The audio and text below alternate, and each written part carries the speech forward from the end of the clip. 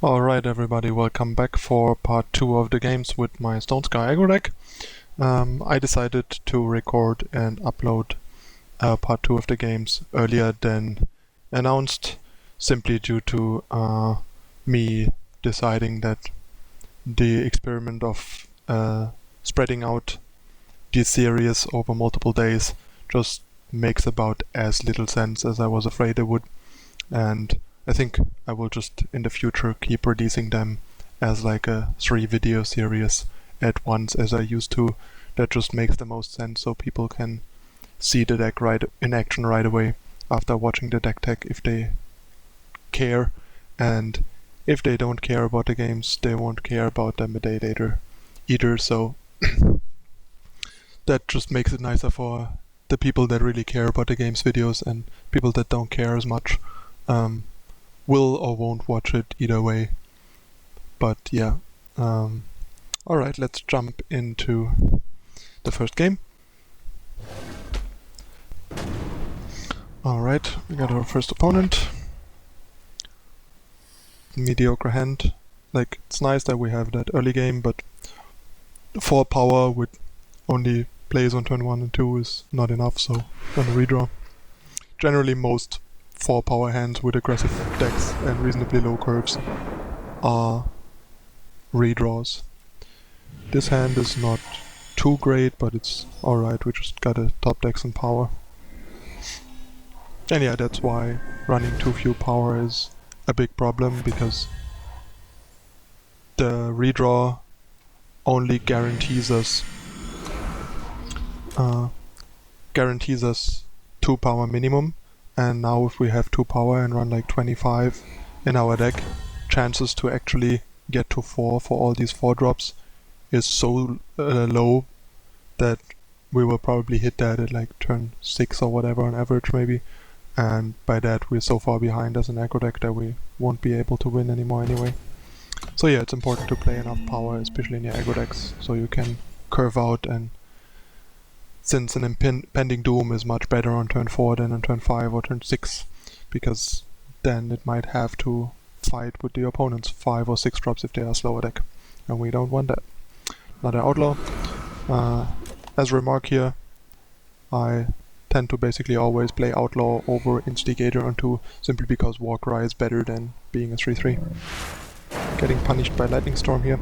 The fact that he's like a 3-color control deck would have been an argument for potentially playing Argent Port over the second outlaw, but I didn't quite think about it because I was explaining stuff to you guys.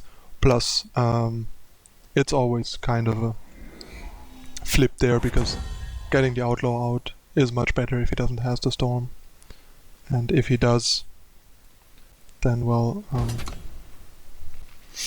we kinda get punished. It's a close call. It's probably a bit better to play Argent Port if I would have taken the time to consider it, but now we have to live with the decision because I was distracted by explaining some stuff. That sometimes happens while commenting and playing at the same time. So yeah, if you're in the same spot against something that is very clearly a control deck with Lightning Storm, probably play the Instigator after the first outlaw. That's fine, we can reload with the Shadowlands Guide. And taking 2 damage is not a big deal in a matchup like this, so it's whatever. Getting 6 power in play after a harsh rule is a pretty big deal. He probably will need at least a second harsh rule to win this game against this hand, because we're probably gonna drop an Impending Doom next turn and then most likely Bandit Queen. That is interesting to say the least. Might actually Bandit Queen right away if he does the early stuff like that, so that we don't die. So if we queen here, we deal like 12. I think it's better to do this, especially since this actually threatens to trade with the Nightmare. So he can't even Nightmare us that turn. And if he does, we're probably gonna eat it and kill him on the backswing. We'll see.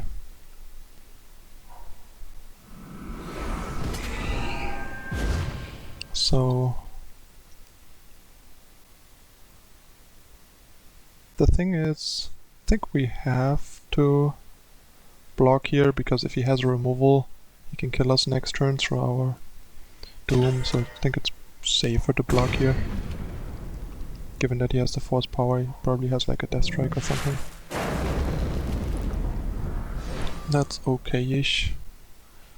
Ooh, that's annoying because now it's out of reach of our Doom, but that's okay. We can take one more hit without dying. So let's just hope we can get there. If he has... Our blocker is okay. So now basically all we need is to draw a power. If we draw an undepleted power, we win the game. And I was thinking Rapid Shot potentially would win as well. 6, 8, 12. Yeah, Rapid Shot and Torch would have both won. But now we are in a spot where we basically just die.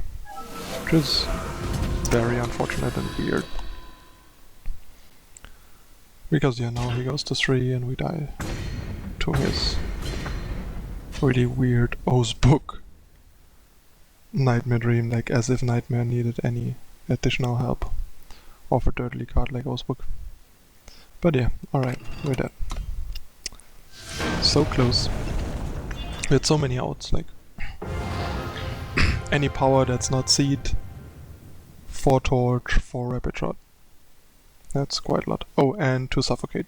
So yeah, 10 spells and I think 5. One of them being a Seed, I think. 22. Yeah, 19, like 29 outs, I think. Yeah, 29 outs. Seems like a pretty good deal. But yeah, sometimes almost half of our deck winning us the game is not enough. Roughly about half the time it's not enough, as we saw. Well.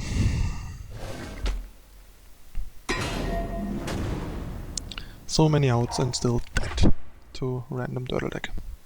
Guess that happens. Pretty good keep. This is good enough that it's even makes for like a decent 3-drop even if we are wasting 1 power on turn 3 to play it. And we just need like any undepleted power to curve into Queen, which is pretty decent. Wouldn't mind like a 1 power spell on turn 3 to go along with the Instigator, like a Torch or Rapid Shot, or another 1-drop.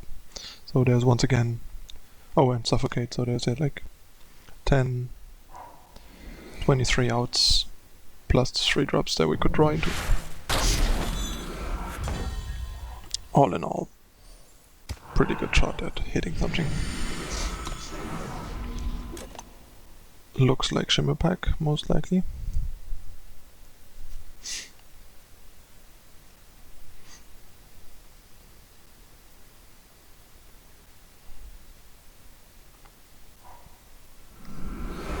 I like that, no fear of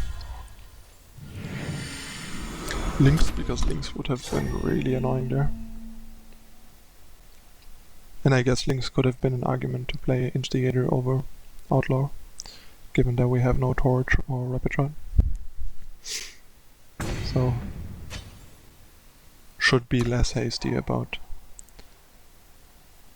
slamming out these Outlaws on 2, depending on what the opponent does. So don't do as I do, do as I say. As they tend to say. So yeah, I think Suffocate is kind of a waste here. Rather spend that on like a Womp or something. A lot of people run Womp these days, and getting rid of that guy is kind of a big deal. Although with double Instigator and us queening next turn, I think I kind of want to get rid of that guy. It's one less trump blocker against Queen and 2 damage to his face, and if we don't draw depleted power next turn, we can't queen and suffocate. Just want to like set him back as much as possible. And this almost turned into a torch. This basically turned into like a 1 power. What's the card? The 2 power card that deals 2 to a unit and 2 to the face. Yeah, we don't need to queen this turn. Gonna just doom and then stall his Whispering Wind. Queen next turn for the win. That's a pretty easy win. Don't see much he can do here.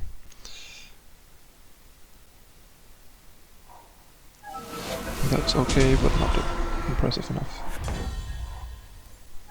Alright. He's gonna eat some guys. What do we care?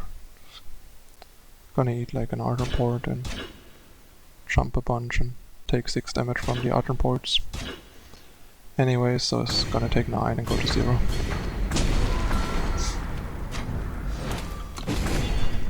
Ardent Port is so brutal.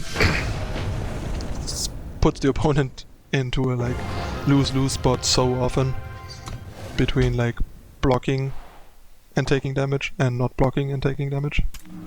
It's like no matter what you do, you're gonna end up taking damage and dying either way. Alright, one last game.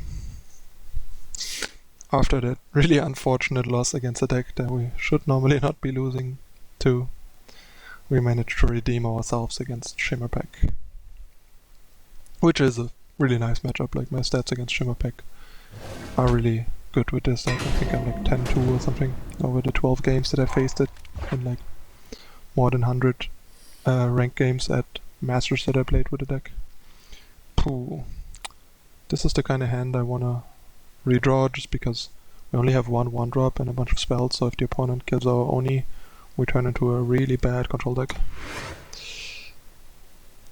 Yep, this is much better. It's a bit awkward with the Seed of Chaos, but what can you do? I guess we can draw a sigil off the top and suddenly our hand is awesome. Even a banner would be okay, or another seal. Basically any power that's not a seed would be great for this hand. And even if not, we can still seed into Knifejack, which is fine. Alright, perfect. Outlaw. And now we even get to like Knifejack into Flame Blast, his 2-drop, if he plays an Outlaw. Or like a 1-1 Champion of Glory. Outlaw, perfect. The nut. Oh. This is like the dream. And yeah, that's what I meant with Flame Blast being so flexible. Like, Obliterate would have been like useless clunk in our hand, wouldn't have done anything, we would have just wasted 2 power or like attacked and hoped the opponent trades with our Oni Ronin, which was not likely. But thanks to Flame Blast we can play a unit and kill a blocker and put ourselves ahead tempo-wise. Since trading 2 power for 2 power 2-drop is fine, even though not optimal, I guess might as well just attack with everything, hope that 1-drop dies and then slam our stuff. And hope he doesn't have a way to deal with the 5-5 Knifejack. The Champion of Glory is really annoying here. It's kind of the spot where I wish I still had Flame Blast. Guess that's fine. At least we can Shadowlands Guide our 5-5. Think I'm gonna like aggressively block the Champion of Glory, if that's the only one attacking. If both are attacking, I'm gonna block the Oni, because then if he has Finest Hour or Torch, we still 2-for-1 him with our Knifejack.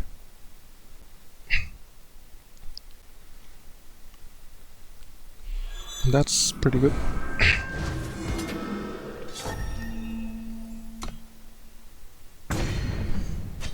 That probably defeats us. That's like one of the ways we lose to Rakano. Them getting a big Champion of Glory that we can't suffocate. and us not having rapid shot to attack into it. Let's see how willing he is to lose his guy to rapid shot. He is. That's pretty poor actually, I think. Or greedy of him.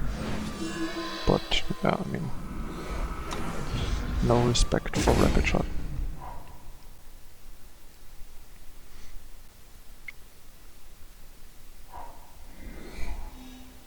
Also, it's pretty ambitious that the Oni Ronin is neither attacking nor blocking. Like, if you're not blocking, you should be attacking. If you're not attacking, you should probably be blocking, especially in a race situation like this. Like this Oni Ronin should have definitely traded with our Oni Ronin that turn. But we're probably still losing, even though our opponent is playing kinda poorly. Since if we draw all dudes and no removal or tricks, it's kind of tough, especially if we can't even play our 7/7. I would be able to trump his Champion of Glory. I think I'm gonna like block the Oni with our 5/5 here.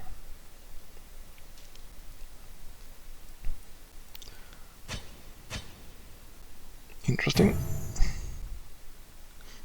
Like, Champion of Glory always wants to attack here. Up, block. Ship it. What's he gonna do here? Sort his face in there. I like it. That's great for us. Now a rapid shot potentially kills him, or at least kills his guy. Alright, so I think we kind of want to just attack with everything, force a trade and deal 2 to 4 damage. Nope, 2 damage is fine. And just hope he doesn't have a way to beat the Doom here, and then Doom can kill him next turn.